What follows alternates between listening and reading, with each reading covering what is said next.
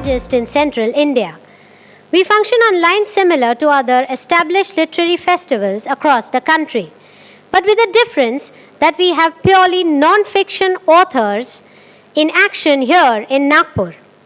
Each year we have a central theme to the festival.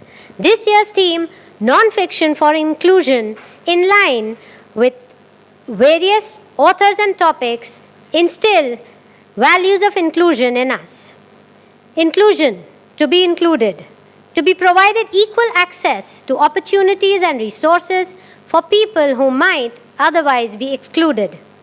Inclusion of minorities, marginalized sections of society, inclusion of differently abled, inclusion of the privileged too. Willingness to accept books of each section included in this festival, the receptiveness of readers of Majha Nagpur to lend a ear to every marvelous author included. Readers are assured to be enthralled today and tomorrow with a fantastic array of most intriguing non-fiction books wound so seamlessly in astounding narratives by an inclusive lineup of incredible authors. Now I request our moderator, Ms. Nidhi Kale, to usher our author, Mr. Ajay Jain, on the podium. Mr. Ajay Jain, everybody. Next up is Vidarbh Literary Festival's first workshop, How to Bookstore. Workshop on creating a successful bookstore by Mr. Ajay Jain. Ajay Jain is an author, photographer, blogger, and journalist. He is a traveler, literary, and metamorphically. He has been traveling the world for close to 2 decades, but his first love has been driving across the Indian subcontinent. At last count, he had clocked over 100,000 kilometers, that is 60,000 miles, in his car. Mega journeys have included traversing the entire motorable span of the Himalayas cutting across India, Nepal, and Bhutan. An engineer and an MBA. He followed conventional careers in technology and sports management before taking to journalism, writing, and photography as his full-time vocation. His travels led him to set up the popular Kunzum Travel Cafe, a unique space binding time and culture, a social hub where to be inclusive is to breathe. Mr. Ajay is a regular speaker at conferences, communities, schools, and corporates. Mr. Ajay Jain is promoting readership in India the old-fashioned way. Please bring your hands together for Mr. Ajay Jain. Moderator in focus for this workshop is the gorgeous Miss Nidhi Kale. What it means to be one and how to get started? Well, Nidhi Kale defines the one who not only gave Nagpur its very first crossword bookstore almost 2 decades back, a book mine for readers of all age groups, but she is also encouraged a sense of community by bringing kids and adults together to revive the reading culture in the city. A pioneer and harbinger of sorts, Ms. Nidhi Kale launched her first startup, Janma, a baby skin and wellness line that's inspired from Ayurveda and the books she read on it, The Science of Life.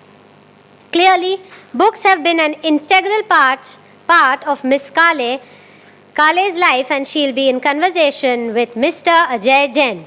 Over to you, ma'am. Thanks, Tasneem. Thank you. I welcome all of you here. So there's nothing left for Ajay which is not known to you, I think. Tasneem, thanks for the introduction. But still, I think there are a few things that you would want to know more about him. For all those with wanderlust, Kunzum Cafe should be a part of the pilgrimage. And for those with no such dreams, a visit to Kunzum Cafe might still incite a dormant wanderlust. a unique idea and imagination, and of course, the will to actually materialize it. Ladies and gentlemen, it is indeed an honor to moderate this session with the man who made this happen, Ajay Jain. Yes. Listen to this, I'm going pink in the ears. So, Ajay, to begin with, what made you actually imagine Kunzun Cafe in the first place? And how long did it actually take for you to have one? Should I run through a little brief history of time for my presentation? Yeah, I think that'll be nice. So he's got a presentation. So you get a little context of, Yeah. Literally and metaphorically, where I'm coming from and where I'm going. Yeah, that should be good, so I guess. do we have the presentation here? So Vismay, can we have it? Okay, so yeah, I think this has already been done. So we'll move to the next slide. Yeah, so this is a little bit about me. Just click a few because then those slides will come up.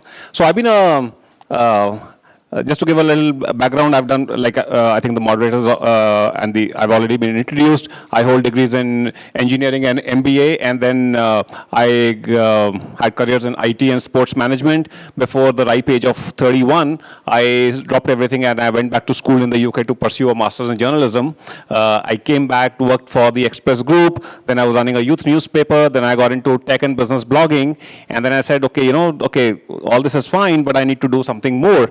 And then I said, I want to be a travel writer and I want to write travel books like Bill Bryson and others. So I said, okay, and to justify that, I said, okay, let's, set up a blog while I write my books. And so I went on my first journey to this region called Spiti in Himachal. If you've not been, you should go there. So I've never driven on a terrain like that. I go there and I go to Manali, I spend the night there, and the next day I leave for Spiti. I had no idea what I'm expecting. Remember, it is 2007, right? And so I crossed Rohtang, till then it's fine.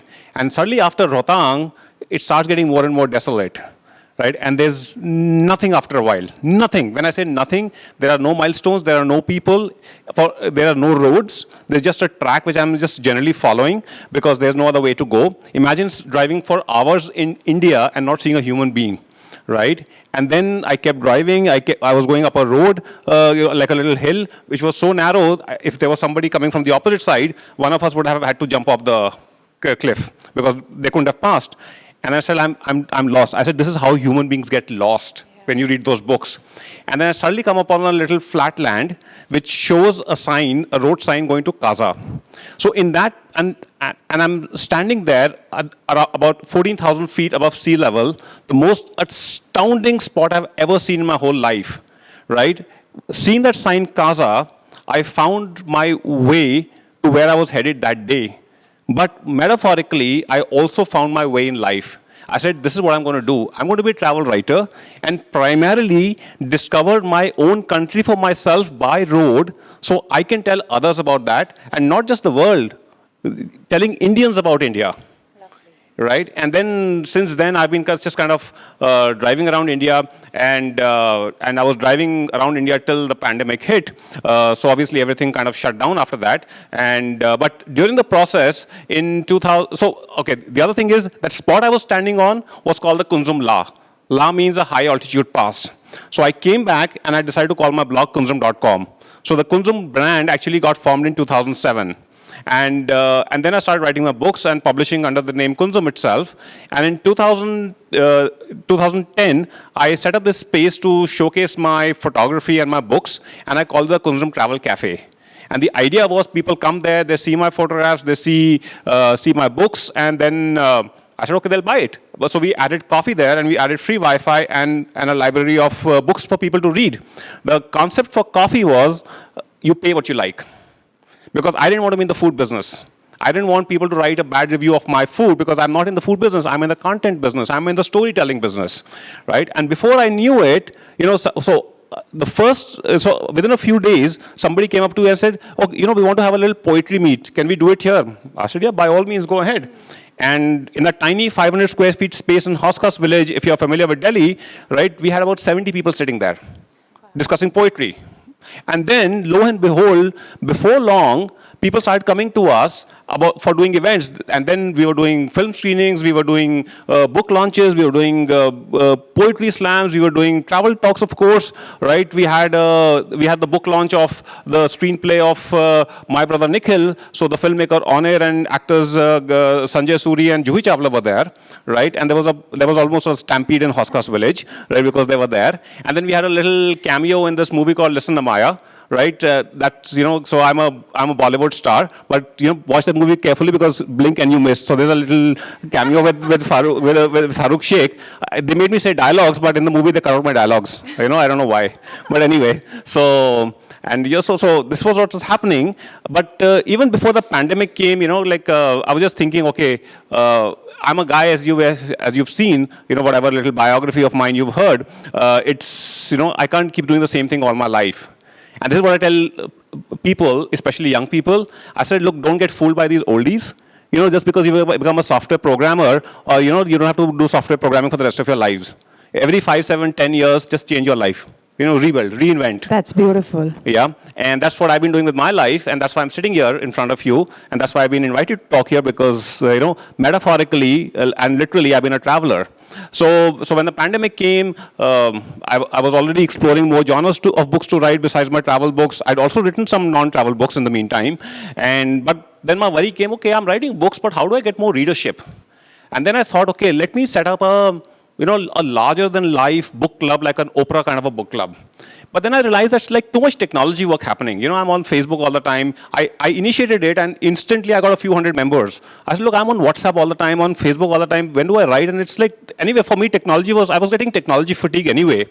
And I said, look, okay, let me do one thing. Let me set up bookshops, right? And but the bookshops that we set up, I said, okay, the Kunzum Travel Cafe, right? I learned how to bring people in. A place like Hoskas Village, became a kind of a destination. That our store became a destination in itself. People didn't just it was not high street, so people were just kind of walking by. They were not just walking by and coming in. I said, look, if I can create that, so basically, let me take the Kunzum Travel Cafe and add a bookshop to it. Right, and that's how we started designing the Kunzum books, and we rebranded Kunzum Travel Cafe and call it Kunzum. We just call it Kunzum actually. We add the word books, art, and coffee as a kind of just to explain, but we just call ourselves Kunzum, right? And then I said, look, let's take a whole cultural approach to the business, right? And then. So that's how we designed the stores and said, okay, let's launch it with a bang. Let's launch it 5 stores together, right? So last year, in the last 6 to 8 months, we launched 5 stores together in Delhi, Gurgaon. If you're familiar with that area, we have a store in Gurgaon. We are in Vasant Vihar, Hoskas Village, GK2, and Jorbagh. So I'll just go through some more slides to tell you what we built. So next, please. So these are the books that I've written, but that's not the topic of discussion here. So we'll go on to the next one. Right, so this is what the Kunzum Travel Cafe looked like. Can you just click a few more? So this is like, these are one of the first few events we did. Yeah, just move, next. So we have the pay what you like, and this is the kind of events we did. And we actually said this is owned by the community. We used to call it the face-to-face book of travel. But it was more than travel, right? And then next, please. So this is now, you saw the Kunzum Travel Cafe in Hoskas Village? This is what it looks like now. Right? It's a tiny space, 500 square feet. So this is, next. This is our outlet in Jorbagh. Next. This is another perspective. This is actually my office in Jorbagh. So this is in a bookshop. Next. This is our Gurgaon center. That, you see that cafe? So behind, on that wall, we have a great mural now. This is also the same location. Next. This is our Vasant Vihar store. Next. This is our GK2 store. This is like the kids' corner, but it's bigger than this. Yep. So this is about, and we've already started doing a lot of events. In the last over 6 months, we've hosted about 400 authors already. There's Anuradha Beniwal. She's a Hindi author, very popular. That's in GK2. Next. So that's, Dr. Batra, who had come for the launch of his book. Actually, Shashi Tharoor was supposed to be here for the launch, and last minute he got arrested. So I don't know where they got Menka Gandhi from, but they did. Yeah, so next. And that's Kiran Bedi who was there, Dr. Kiran Bedi. Yeah, that's in the Gurgaon location. Yeah, next. So that's again Jorbag. We do this event called Midnight in a Bookshop, where everyone comes in around 7 o'clock. Until midnight, we talk books, we have authors, we have some snacks and beverages, we play games, and at midnight, everybody goes home. So that's Fazia Dastango doing a recital. Next. So this is like our outside deck in the Gurgaon location. So this is Midnight in a Bookshop. So this is at night. Yeah, next. Yeah, so you can just leave it here blank for a few minutes. So this is how we are building the whole program. We're building communities, we are building different clubs, and we've also launched this program called 2023 Year of Reading to promote reading in society. So yeah, so these are just some of the things that we are doing. Right, we have a CEO book club to promote reading in corporates. We have the Kunzum book club. Bookbees is our children's book club. Kunzum Key is for a certain kind of is a community of people who are really avid readers and authors. Kunzum reading list is our equivalent of the New York Times bookseller list. We have a program called Book of the Month. So we are actually doing a lot of stuff which is actually bringing people together. And our whole approach to the business is cultural, and books will sell. So we haven't taken sell the books and then build things around that. We've taken our approach the other way, and so people still keep calling us Kunzum Cafe, although we are now just Kunzum, and we get some very bad Google reviews. Why? People have actually left reviews on our Google page saying that, oh, I went there and they didn't have food. I said, like, when did I offer food? I didn't offer food in any avatar of Kunzum. Right, so that's the kind of stuff. So we continue to serve the same coffee that we used to serve in the original Kunzum Travel Cafe. It's a freshly brewed coffee in a French press. It's a black coffee with the option of having creamer and sugar on the side. We serve different kinds of teas, and we serve you certain brownie cookies, which you'll get only at Kunzum. You will not get anywhere else on the planet. The coffee is complimentary. Come over, but there's a rider. You get the coffee only if you buy a book. I just love this, Ajay. This is something so unique to hear that, you like you said, you do the other way around. Yeah. But you've kind of turned 180 degrees, rather 360 degrees to what, it is. Yeah, so you can't buy the coffee. You can't pay me for the coffee. You can't say, Ajay, take $2,000, please give me a coffee. I will not give you a coffee. Go and buy a book. You can buy Amar Chitra Katha for 90 rupees. And you'll get the coffee and cookies free. But you can't buy the coffee. That's really nice. That's so different. So this is the background. Yeah. Now over to you. Yeah, Ajay. When did you actually start? So what was the date that you said you started the first? So we opened the doors to the first one, I think, on 27th of March. That was in Gurgaon. And then successively over the next 3 months, we opened the other stores. So for all practical purposes, we've been fully operational for about 6 months. Wow. And in the last 6 months, there are already 5 stores that are existing in Delhi. Yeah. And wow. Interestingly, our GK2 store, which is about 2,000 square feet, we are adding 3 more floors to it. Right, so we're on the first floor. The second floor is going to be an exclusive Penguin store, the only of its kind probably in the world. Wow. We are building an exclusive Penguin store. We are launching it on the 18th, so all of you are invited. Come to Delhi, right? And above that, we are building a 150-seater theater just to do larger format events, wow. right? And because we realized, when Javed Akhtar and Shabana Azmi were over, there was like almost a riot. Yeah. And now we've got we got some stars coming in. We got Kabir Bedi coming on 26th, so we have to be prepared for that. There's already a huge interest. And the top floor, we are still figuring what to do. If you have some ideas, I'm open to them. So, the next question of mine is that while we are at the Lit Fest, and maybe this question could be a little out of the place, how true is that we have lesser and lesser takers for books in today's times? Do you? No, we don't. We don't. We don't. Yeah. We don't. We have enough. Being in the book industry also feel the same, but there are a lot of people who think. So thing is, how many people are there in this country now? 1.3 billion? Or how many? Yeah. I think each segment has enough people now. When, 70 years back, when some of the earliest bookshops came up in Delhi and all, maybe the country's population was 200 million or something, right? We still have over 200 million people who probably read books. So out of 1.3 billion, if, 200 million, want to be on Netflix and another 200 million want to be reading books, that's more than, a lot of countries in Europe combined. There are rooms for everyone. Yeah, there's room for everyone. And if you aren't reading, we can only feel sorry for you. Yeah, because the thing is, I'll give you a little observation, right? When we were growing up, all of us above a certain age, the only entertainment was books. And whether you were first in the class or you were 50th in the class, we all read books. And there was a competition who'll finish all the Hardy Boys first, who'll finish all the PG Woodhouses first, right? And today, when I exchange messages with some of my classmates, it's amazing. The guy might have finished 40th in the class, but he writes perfect English. Today, an MPhil in English literature is going to tell you cracky English. But that's a fact, Ajay. That's a fact. Yeah. It's a sad story, but that's how it is. Yeah, so I think it's extremely important, right, for your own sake. Nidhi and I will profit also, but for your own sake, read books. Okay, go and buy a second-hand book, borrow a book, don't buy it from us, but read a book. Read a book every day. Spend 1 hour of your daily life reading books. And I'm telling you, that's the only education you need. So that's the only thing. So we are here to promote reading. We are not in competition with anyone. I'm saying it's not that, it's a zero-sum game, right? There's enough of a market for everyone. There are enough books out there. Even if all authors stop writing today and there's not a single book ever published ever, right? For generations to come, we'll never consume the books that have been written. That is so true.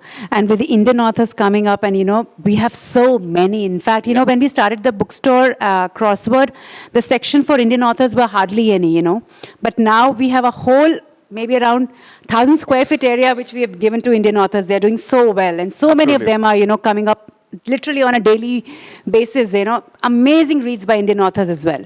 Earlier, we only had international authors, which were kind of taking the most of the space in your store. But now I think Indian authors are amazing. Absolutely. So, since you talked about your business model, how did you curate it? How did you make it different from the rest, which are already existing in the country? So I sat long and hard, and I said, okay, when I go to a bookstore, what do I like and what do I not like, right? What I didn't like was, stacks and stacks of books from floor to ceiling, right, all crammed up. And I'm seeing books today. See, today, every book, the way it's packaged, it looks like a Booker winner. It is. Right? So how do you choose a good book, right? And then there's just so many books out there. So I said, look, number one, let's create space. So if you saw the photos, like the number of books I have in the store, in the real estate we own, right, I can double the number of books that you have, that we can put over there. Right? But that would have taken me to the pain point that I felt in other bookstores. So I said, let's give breathing space. So the display became very important. Number two, curation became extremely important for us. What kind of books we have, how do we display them, how do we kind of, help people discover books? Because they're such great books, if you don't display them well, if you don't curate the collection well, right, then that discovery process does not happen. So curation became like the other peg that we build the store on. And the most important thing that we are building is the community. We are bringing people together, whether it's the authors, the designers, editors, book lovers, publicists, publishers, people, book lovers, of course, right? We want them to all come together, have conversations, understand what kind of books are being written, delve into the stories behind the stories, right? And that's why we sometimes use this hashtag called the 365-day Lit Fest. So you don't have to come to Nagpur or Jaipur, to attend a Lit Fest. Come here, of course, but you come to Kunzum and there's a daily Lit Fest happening. That's really nice. So that's, these are the pegs that we build the whole, business on. So basically, you're creating a society, a social place for everyone to come and experience that on a daily basis. Absolutely. So, this is a store, it has its own niche, right? It's just the beginning for you. Does that, the niche that you have created encourages footfalls, or do you have a very limited kind of footfalls that you have in a day? So we are not on high street, we are not in busy malls, we are not in markets like Khan Market where there's a natural footfall happening, right? But we are still, let's call ourselves, we are, one rung below high street, right? So we are still building a destination, we are a destination for people, but we are seeing, all signs are telling us we are doing the right thing, right? We are not operationally profitable yet, but I think before this year is out, the calendar year is out, we will be operationally profitable. And whatever people tell you, I can tell you, the day you start making money in a bookstore, you make fabulous money. I am not making that money yet, Nidhi is, and there are some other booksellers are, but I'm telling you, it's a high margin business, provided you go through a certain, you cross a certain, hump in in your operating expenses. So, while you encourage traveling, and that's one of your fortes, and and in this way of Kunzun that you are kind of developing, you're encouraging reading too. So, but does it actually, is it transferring into reality with these bookstores that you are coming up with? So, as much as traveling is, you know. I think we are seeing a difference. You know, it's flattering and it's very heartening, and it's also validation when people come up to me and say, you know, Ajay, you're doing a great job. It's you know, it's good to have spaces like these. You know, it's important that we are having these cultural activities, these events that are happening, right? And we do it in a very kind of you see, the thing is, when there's still book author events happening, there are other events happening in every city, in every of the country. But the moment you check into a conventional events center, you know, like an auditorium, or you go to a 5-star hotel in the banquet hall and all, right? You know, here in one room you're having a book discussion, and the next room, you know, किसी का रोका हो रहा है, you know, and there's loud music playing, you know. No ways. So that vibe is not there. So what people love about coming to places like Kunzum to do events is the vibe. You know, that's that whole books and art around you, and of course the coffee. That is true. That is true. But were you scared of when you were curating this whole concept of Kunzun? Were you scared of that you would be investing so much into it, and then how would it be in reality? You had any doubt, any sort of, you were so sure about it? I said, like, you know, I went to a few bookstores that were doing well, and you know, I saw the frequency at which they were cutting in invoices. Of course, they were in high street like Khan Market. I said, "Okay, like, you know, even if I do half of that, you know, eventually I'm going to be fine." And we actually followed a very old-fashioned business model. So we keep our overheads to a minimal. We took, you know, the advice of our grandparents. You know, do it on your own property. So I made sure that, you know, I kind of, you know, I convinced the family. You know, these family properties are doing nothing. Let's sell them off and buy bookstores. So this is a very interesting point, actually. You know, while talking to him offline, I realized and I understood that the stores that he's owning are his own. There's no property on rental. So, which is a very cool concept. I mean, people only who can do it can do it.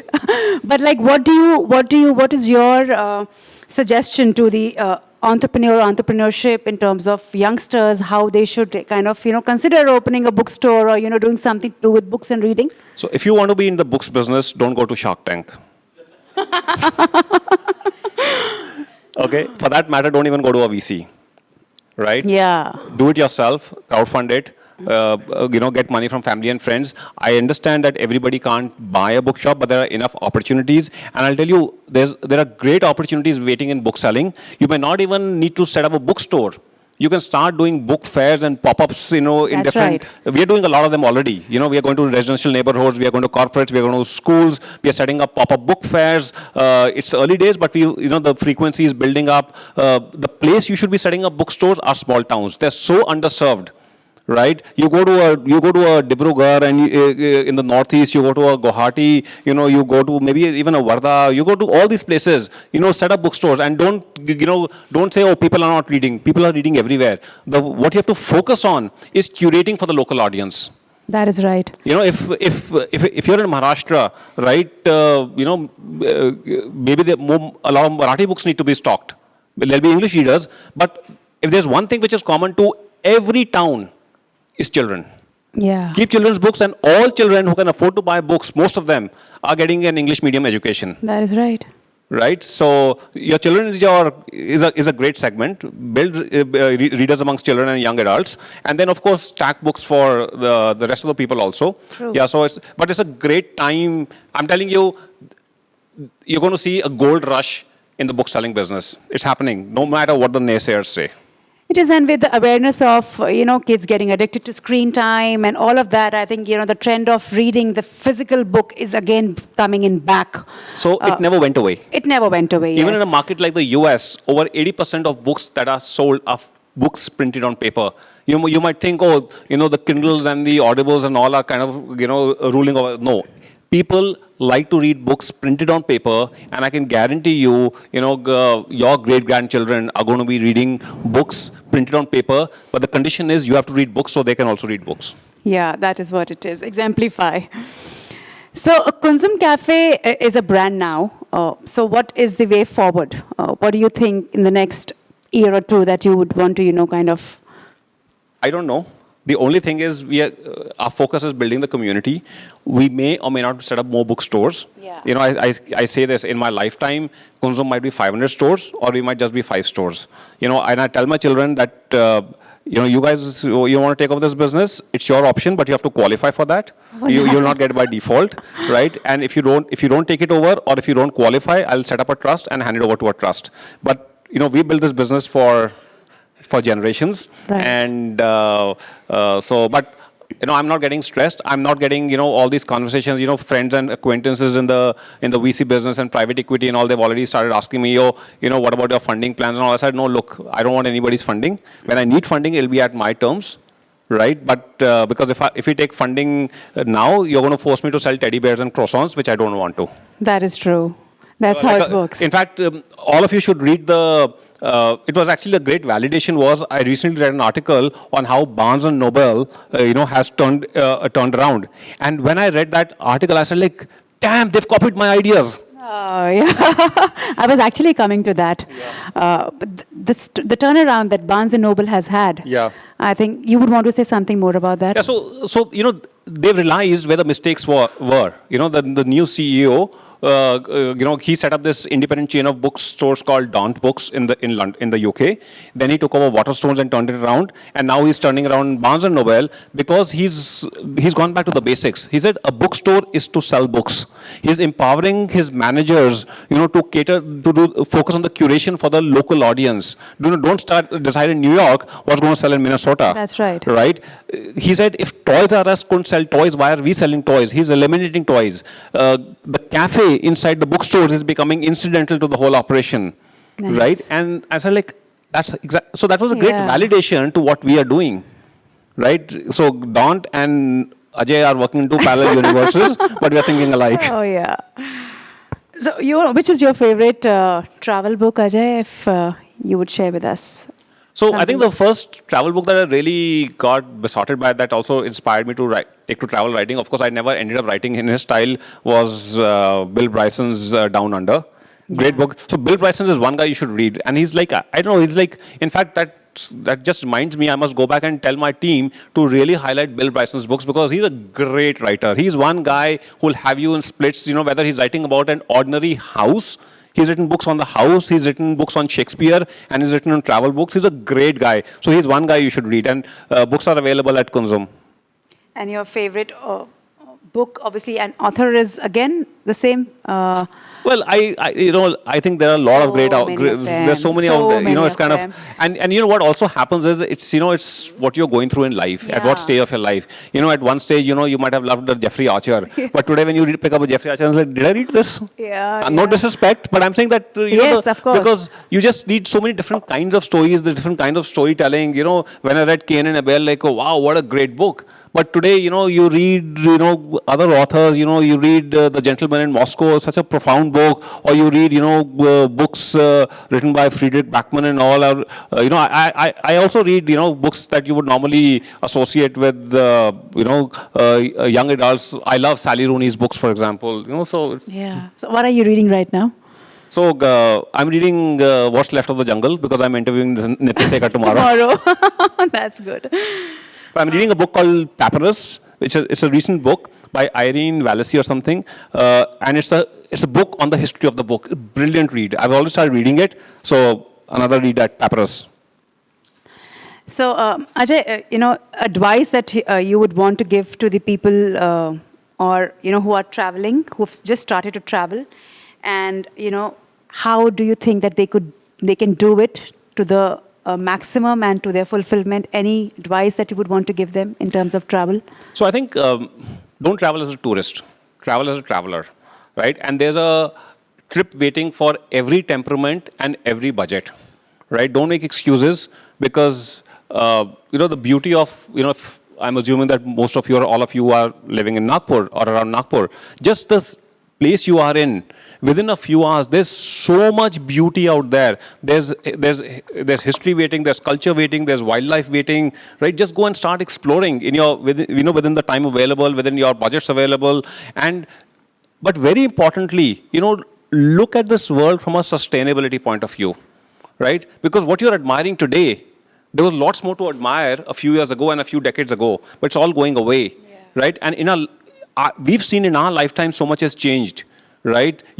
And it's going to change in front of you. And I'm seeing a lot of young people in this room, right? You are the stakeholders. You are the people who are going to be most affected. You are the ones who are going to be most disappointed at the changes you're going to see, because the changes are happening much more rapidly than they were happening when we were your age, right? And then you'll say, and then you'll rule, like just like our generation and earlier generations, oh, why didn't we do something about it, right? So just, I think taking care of our environment, of our heritage, both man-made and natural, I think it should be the top priority for all of us. It's like, I love Pench. I've done a lot of road tripping in Madhya Pradesh. I've been to Pench. But it's also it's a beautiful forest, but it's also very disappointing when you see that, it's also become a place for disco dandiya. You go there in the middle of the night when the forest should be quiet. There's like loudspeakers are blaring and there are parties happening. That shouldn't be allowed, right? So, so there's a lot of work we need to do, and including carry your own bottle, avoid plastic. Tasneem, can we open the session for any questions if we have some from people? Yes, we open the session for questions. If anybody Nagpur readers? Any questions, yeah. So, hello Ajay, and I'm from the Delhi and a regular visitor of Kunzum bookstore. Okay, thank you so much. And from the Vasant Vihar branch actually. Okay. And always, whenever I go to store, Subita suggests some books to read as well. So, how much it is tough or easier to get know the taste of the readers as a bookstore, and how much it is difficult or easy to explore the other genre to read as a person, as a book reader. So I think so we've actually invested in team members who know books. So there are some team members who understand the whole, technicality of the process. They may not be readers, but they'll tell you, okay, this is the book which is available here. They'll check into a system. They'll tell you whether the book is available with us, with a distributor, with a publisher. They'll source the book for you. They'll scan it. They'll do all the billing and all. But we've invested in these other team members who are curators, who are community managers, who know their books. So it's an ongoing, endless process where we are all the time, kind of curating the collections we have. We listen to our customers. We see what they're buying, what they're not buying. Okay, we don't have like if you think we have some algorithms, we don't. We just do it kind of instinctively. And then, of course, there's a lot of inputs we get from the publishers. And we also scan different review sites and all. So I think in any bookstore, I think 70 to 80% of the books you'll see are books which have to be there. That's right. Right? It's it's just mandatory. If you have, if all the Wimpy kids have to be there, they have to be there. It's a brainless process. It's a bestseller thing that, you you just keep them there. But there's a 20-30%, which differentiate you. Right? So that's an ongoing process which never ends. In fact, what I've given standing instructions to my team. I said, look, if somebody says, I want this book, we don't have it, we source it, we give it to that customer, right? But I said, instantly, make sure that all the stores have those books, because if somebody wants it, somebody else may also want it. Absolutely. Well, that's absolutely a very valid point that I tell my team as well. There should not be a no to our thing. And I tell, the problem with book readers is they'll come up with titles which never exist, which you never have actually. They are like so difficult. They're like okay. We sometimes have to say sorry. We can't source it. Priyanka, yeah. Like all of your consume is in Delhi. So do you plan to expand? And how do you see this in the two-tier cities? So, like I said earlier, we may expand, we may not expand. I'm not stressing over it.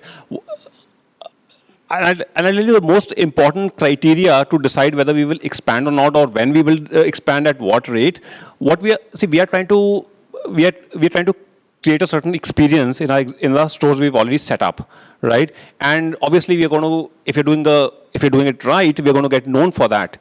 It's extremely important and vital that when we expand, we don't compromise on that, right? Because if we get known for a certain kind of a ethos, and we can't replicate that in a Nagpur or in a Coimbatore or in a Chennai, then our customers are going to be disappointed. And more than the customers, I'm going to be disappointed with myself, because while I'm in this business to make a profit, right, I didn't need to be in this business for my survival.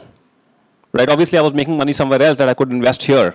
Right? So I want to make sure that we don't compromise on that. And like I said earlier, second-tier cities have a bigger opportunity because there's an appetite out there and your overheads are actually much lower. You don't even need to buy a property there because, in 10, 20, 30,000 rupees, you can get a great store, and set it up. And the margins are the same everywhere. So, like, do you plan to like give franchises there? Like I said, we would, but we have to be sure that, so once, see, it's early days for us. Let's understand the nuances of this business. Let's understand, where we are going right, where we are going wrong, how kind of perfecting the processes and all. And we could be 500 stores, we could be 5 stores. I don't know. All right, due to paucity of time, Nagpur readers, our workshop conductor, Mr. Ajay Jain, will be available in the launch for further questions. Thank you, Mr. Ajay Jain. Curate for the audience, target small towns, everyone reads are the 3 takeaways on my part from your fantastic workshop. And all this talk about books and reading is in vogue again, adding panache to the age of recipe for being informed. Bookstoring revamped by Mr. Ajay Jain. A big round of applause, please. Thank you so much. And I think the organizers had said, that maybe at 3 o'clock, we're going to have a little kind of an adda in Banyan, where we're going to talk about Delhi, and authors from Delhi are going to be there. I think if it's finalized, you guys can join us in Banyan after this. But thank you so much, VLF. Thank you, Nidhi. Thanks, and a big thank you to all of you for being such an kind of an interested and an attentive audience. It means everything to me. Thank you so much. Thank you, audience, for your questions, and thank you, Ajay. And I'm sure whenever you're heading to Delhi next, you are not going to miss visiting the Kunzan Cafe. And Ajay, it was lovely having this session with you. Thanks so much. I would now request Ms. Nidhi Kale to present a token of appreciation to the author. This gift is a handmade painting that has been done by Ms. Tejas Jaiswal. It has been personalized for the author. We are proud to be associated with such talent from Alag Angle community. Tejas Jaiswal from Alag Angle community. Thank you, everybody. Happy reading.